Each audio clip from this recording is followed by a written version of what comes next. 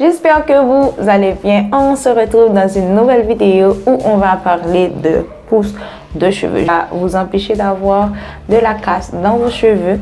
Je vous ai apporté pas mal de recettes ici où je vous ai montré comment faire pousser vos cheveux, des astuces, des recettes, des conseils. Mais je ne vous avais pas donné des conseils pour vous empêcher d'avoir de la casse proprement dite. Donc c'est pour ça que je fais cette vidéo. J'espère vraiment qu'elle va vous plaire. Si vous n'êtes pas encore abonné ici, abonnez-vous. Qu'est-ce que vous attendez? Faites partie de cette team. Vous aurez pas mal de vidéos sur la peau, les cheveux. Je partage vraiment plein de trucs ici. Dites-moi en commentaire quelle vidéo vous aimeriez que je fasse. Durant le mois d'octobre, je fais 2 vidéos par semaine sur chaque chaîne de YouTube. Ici, Influence où je parle de business en créole. Et puis aussi sur Juste Love Afro où je partage des vidéos en créole sur peau et cheveux. La première chose, c'est d'éviter trop de nutrition. Et je sais qu'il y a des gens qui utilisent beaucoup l'huile de coco sur leurs cheveux. Je ne dis pas que l'huile de coco est très mauvaise pour les cheveux. Moi, je vous dis de faire attention parce que si vous avez une porosité forte comme mes cheveux, l'huile de coco, c'est pas l'option idéale parce que c'est une huile qui pénètre facilement et elle va pénétrer vraiment rapidement, facilement. Et au fil du temps, vous aurez une accumulation de nutrition parce que c'est une huile qui dure beaucoup plus de temps dans la fibre capillaire et qu'elle pénètre plus facilement. C'est l'huile la plus pénétrante qui existe pour nos cheveux. Donc, si vous l'appliquez sur vos cheveux tout le temps et que vous n'avez pas le temps de désintoxiquer ou de nettoyer votre écaille, vous allez avoir un alourdissement des cheveux. Ils seront lourds, ce qui va conduire automatiquement à la casse. Donc, évitez d'utiliser trop d'huile de coco dans vos cheveux.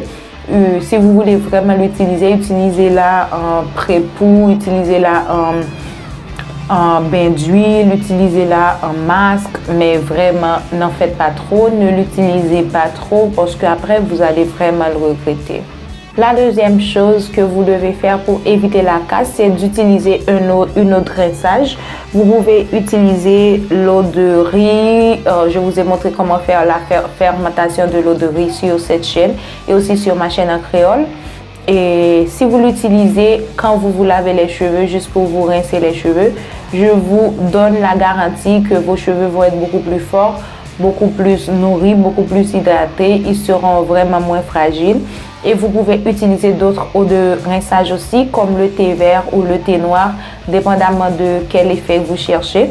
Si vous avez tendance à avoir des pellicules, le thé vert ou thé de menthe, c'est vraiment les options idéales pour vous.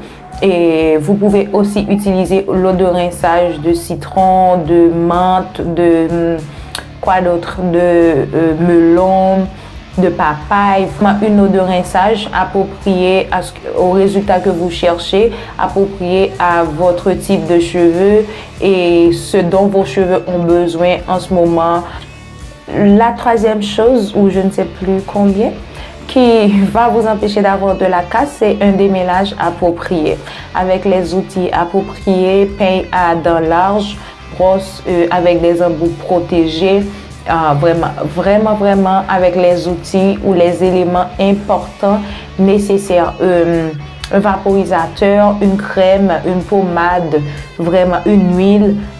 Faites votre démêlage vraiment selon les normes. Parce que vous pouvez démêler vos cheveux et les casser. La majorité de la casse qu'on a, c'est au moment du démêlage. Si vous faites un démêlage parfait, un démêlage approprié à nos types de cheveux, vous n'aurez pas autant de casse que si vous faites un démêlage comme ci, comme ça. Quatrième point, c'est d'utiliser des barrettes, des pinces ou des élastiques appropriés. N'utilisez pas des éléments qui ont un métal où vos cheveux peuvent s'accrocher et se casser après. Utilisez des éléments que vous savez qui vont protéger vos cheveux. Il y en a de même pour les coiffures protectrices.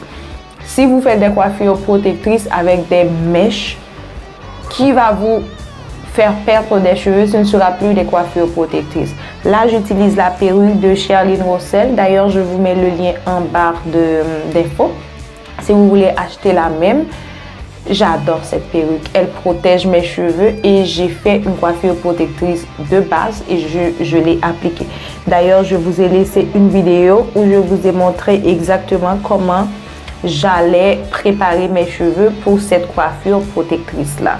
Donc faites la coiffure protectrice adéquate et ne serrez pas trop vos cheveux avec des mèches, avec des trucs bizarres, des élastiques comme des enfants juste pour la beauté, ou des bijoux. Je sais qu'il y a des gens qui mettent beaucoup de bijoux, surtout les africaines et les afro-américaines. C'est pas trop courant, par exemple en Haïti, que les gens mettent des bijoux dans leurs cheveux. Mais je vois qu'il y a pas mal de gens sur les réseaux sociaux qui le font. Je ne sais pas si c'est leur culture ou c'est tout simplement la mode. Je suis perdue là. Mais faites vraiment attention avec les bijoux que vous mettez dans vos cheveux, parce que s'ils s'accrochent aux cheveux, vous aurez de la casse forcément, obligatoirement. Il n'y a pas à sortir de là. Il n'y a pas 4 chemins par où passer. C'est de la casse assurée. Et 5e point très important, c'est de faire un régime ou une routine capillaire adéquate.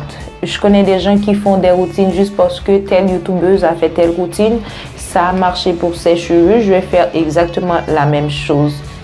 Il y a des gens qui suivent, des gens qui ont des cheveux très bouclés, avec des boucles vraiment soigneux, et elles ont les cheveux cassés, très épais, très crépus. Elles pensent vraiment que la routine de la fille avec les cheveux bouclés va fonctionner pour elle. Je ne dis pas que non, mais c'est très difficile. Il faut vraiment adapter sa routine, même si on regarde la routine des gens, des influenceurs, mais il faut vraiment l'adapter. 6e point qui va vous empêcher d'avoir de la casse, c'est de ne pas trop manipuler ses cheveux. Un démêlage une fois par semaine, une fois chaque 2 semaines ou 2 fois par semaine, c'est bien. Mais se démêler les cheveux tous les jours, je connais des gens qu'à chaque fois qu'ils vont dormir, qu'elles vont démêler leurs cheveux, faire des twists, dormir et le lendemain défaire ses cheveux, faire une coiffure, aller à l'école ou aller au travail et durant la soirée faire de nouveau des twists pour aller dormir, et comme ça toute une semaine, tout un mois. Vos cheveux ont besoin de repos. Ils ont besoin de moins de manipulation parce que ils vont toujours s'en mêler. Peu importe comment on les démêle, ils vont s'en mêler. C'est notre type de cheveux. Ils sont comme ça. Ils vont toujours s'en mêler, peu importe ce qu'on fait. Le 7e point qui est très important, c'est une bonne hydratation de vos cheveux. Ok? Avoir les cheveux non hydratés, c'est la catastrophe. On a besoin de cette hydratation pour avoir les cheveux sains, pour avoir les cheveux doux, pour avoir les cheveux souples. Si on n'a pas une bonne hydratation, ça ne va pas fonctionner.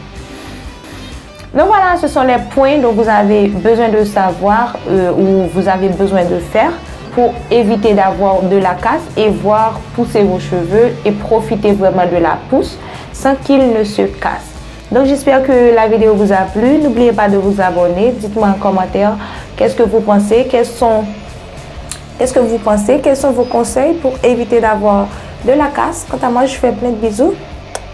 On se revoit dans une de mes prochaines vidéos. Bye, hasta luego.